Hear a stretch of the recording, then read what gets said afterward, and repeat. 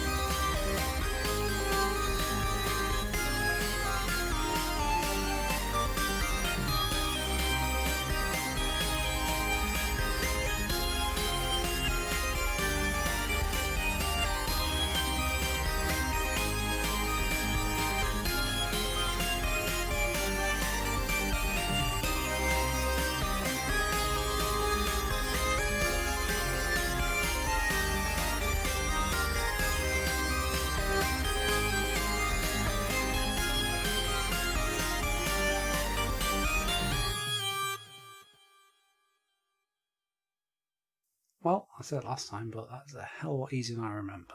And we got 2 invulnerable witherheads and 1 regular witherhead. I believe there's still another type that I haven't gotten yet, so I might have to try again later on in the season, see if we can get that one as well. But we've got our 3 nether stars, we just now need to go and craft the beacons. So I wanted to give you guys a quick little update on what I've been doing with my new beacons, and as you can see, I've done a little bit of mining. Just a little bit. So this is actually a 300 by 300 square. I've still got a little bit left to mine out in that area there. I think that's about 100 by 100.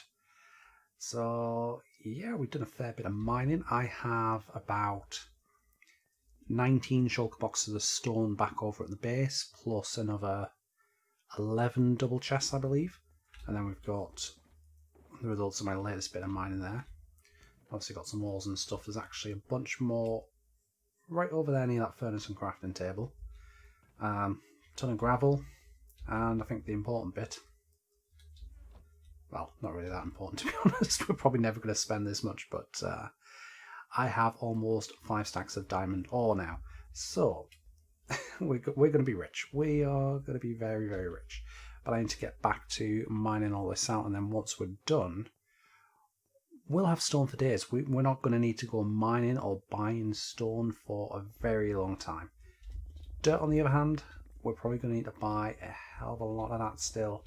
But, you know, I'm happy. I'm happy we've got all the resources. We're going to be able to keep building for a long time without having to worry about running out of stone at all. So that makes me very happy. Anyway, I'll see you guys soon.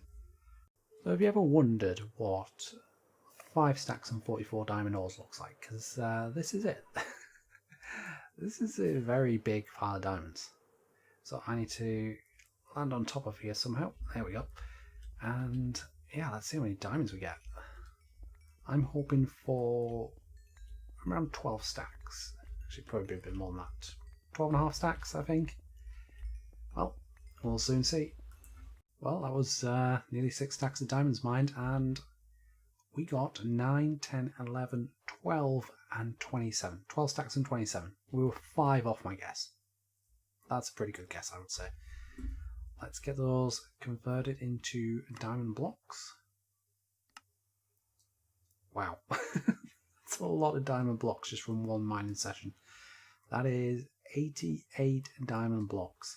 Let's go ahead and put them in my wallet, where we already have, oh wow, we have 88. We've literally just doubled the amount of diamonds we have. Wow, that's almost 3 stacks of diamond blocks. I'm feeling pretty rich right now. I may have to go spend some over at the shopping district. But before I do that, I want to let you guys what we're going to be working on next. So you may remember in the last episode, I built this lovely furnace array. I've been making good use of this while mining. And do we have a netherite tool that needs repairing? Yes, we do. We've got 2. So I'll show you guys this in action. So first thing, make sure we take off all of the mending equipment. This one's got the light on, which means it's finished. We pull this out. Boom, instant repair. Press the button and it will start smelting and counting again. Let's do the same with this one. Boom. You can see we're getting a little bit of experience. That means that a little bit more than necessary to mend a full netherite tool. But that's perfectly fine. We're almost spot on with that. And now we're just going to wait for it to fill up again. I think what I might do is actually start selling passes to this once I've got the build done around it, so other members of the server can come over here and repair their tool instantly. It's a lot better than having to go all the way off to the end and using an ender farm or using a very slow mob spawner. But what I want to do before we do that is actually expand this place. We're not going to have any more of these modules. We're going to have a bunch of smaller modules. So these are for full netherite tool repairs. And then if you just want some levels, or you've got a tool that needs half repairing, you can come across and use one of the other modules, and it'll give you a decent chunk of experience, just not this much, because you have to wait nearly 3 hours for these to fully charge. And is that music I hear? think it is. You know what that means? Time lapse time.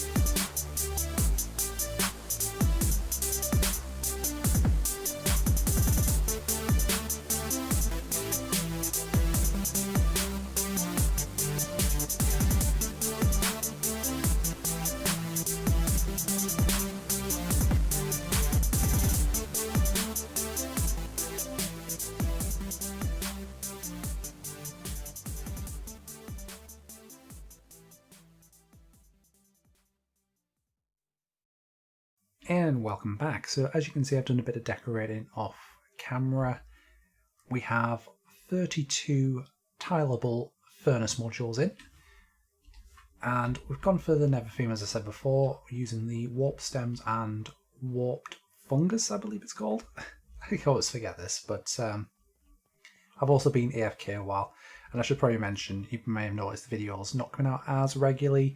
The reason is I've actually been suffering from a really bad toothache over the last couple of days. Good news is I've now got some stronger painkillers, so I'm actually able to kind of handle it a little bit more now, so I'm getting back into recording. But I have been AFK a lot, hence why we've managed to fill up around nearly half of these furnaces. So it's going well. Obviously, once they're all filled up, then it should run a lot smoother, because we've got, as you can see behind these banners, we've got double chests out there to store plenty of bamboo, and that's the reason why it's taking so long for each of these to actually finish smelting, is because we're waiting for those 3 double chests to fill up before it even starts depositing bamboo in the next one. As you can see, this one has started, it's just filling up now. This one has as well. Oh, nice. Okay, so it's actually starting to smelt a couple of furnaces at a time now, which is absolutely fantastic. So I need to fill in a couple of little bits here and there, just to patch up some of the gaps. Probably going to have some warped planks just covering those hoppers, just so you can't see them. These ones, I tried covering them, but you need to be able to access the furnaces down here, so I'm kind of just going to have to deal with that. But I've also placed a lectern here with instruction guide. So this place is going to be called the Soul Forge, and I've left a little window in here so you can actually have a look into the cactus farm out there. You can even see the bamboo farm in the distance. But yeah, I like it. We've even got the AFK box of doom. So I think the next step is we need to hook up the nether portal for this, and also find a way to restrict access. Only paying members can get in. So the nether portal for the forge is right next to my main portal, just off here. And you can see we've got 2 doors. 1-time entry for 1 diamond, or pass holders only. So I have a bunch of books, or I did have a bunch of books. Must have put them in a chest somewhere. Throw it down on this carpet, door will open. This one, throw a diamond down, it will open for you. Either way, you can then get through into the forge and make use of all the lovely experience that's waiting there. But I think now we need to go and handle the shop side of it over in the shopping district. So I've got myself a spot picked out, and it is that spot right there up against the mountain. I've picked that because I just want to build a storefront and then have a little room where it tells you about the pass and where to go, since we're not actually going to be holding any stock. And you may be able to guess from this, but we've got a 16 by 16 area. That is roughly the number of pixels in length and height of a Minecraft block. So what we're actually going to do is do a pixel art furnace, and we're going to tidy up the mountain as well afterwards. Just make sure it kind of nicely wraps around this. But yeah, I've bought a bunch of different greys that I'm going to try and recreate the furnace with. I don't know how well it's going to turn out, but I'll be back with you guys shortly, and yeah, we'll see if it's actually any good. Okay, so it's not exactly the most pixel perfect furnace, but you can at least tell what it is, I believe. And we're going to do some cool stuff with this little bit here. This is where we're going to have a little inset, like a little alcove, and that's where we're going to be selling the membership passes. Do need to tidy this up though, so I'll be right back. And there we have it. So still got a bit of tidying up to do on the sides here and here.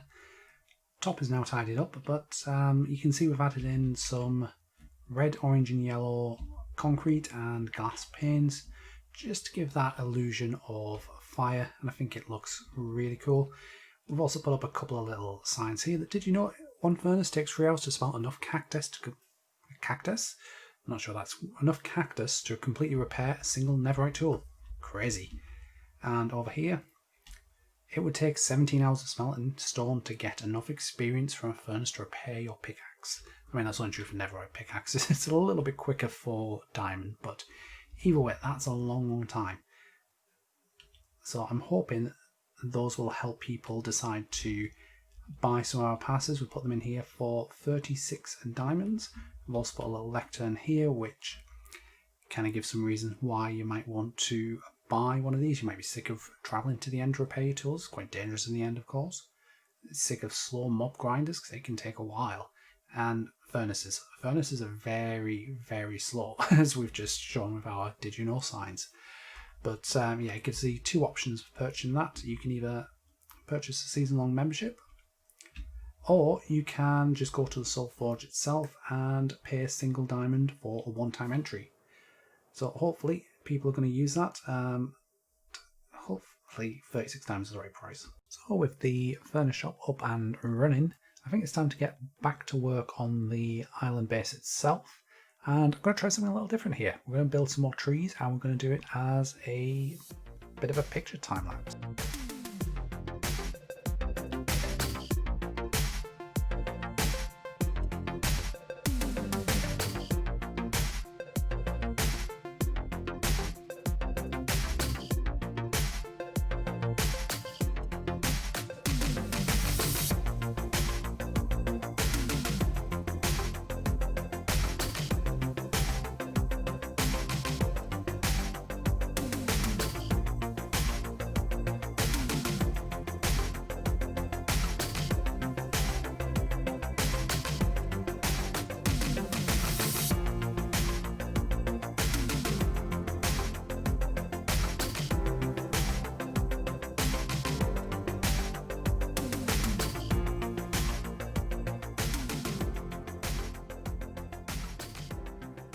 Well, there we have it. The forest is slowly expanding with all of these beautiful trees. I've only come up to here for now because I need to figure out what I'm going to do with both my nether portal and my storage, which we started a couple episodes ago. Kind of need to get back to that. But if we swing by here, get a view from the inside, I think it's looking absolutely gorgeous, and probably even better if we stick some shaders on. I do love a good bit of shaders. Come on. Hurry up. There we go.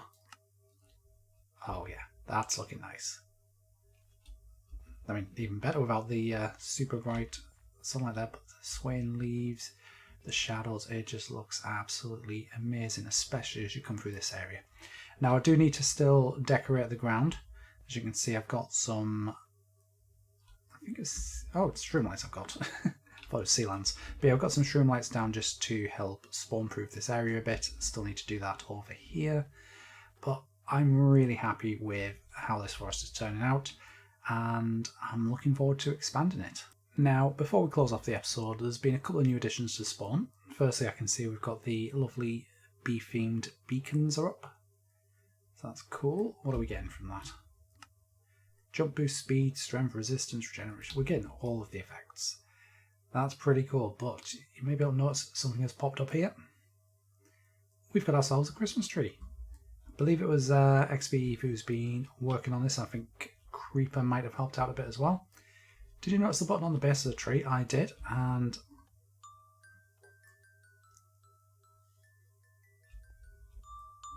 it's very quiet. Let's turn it up a bit.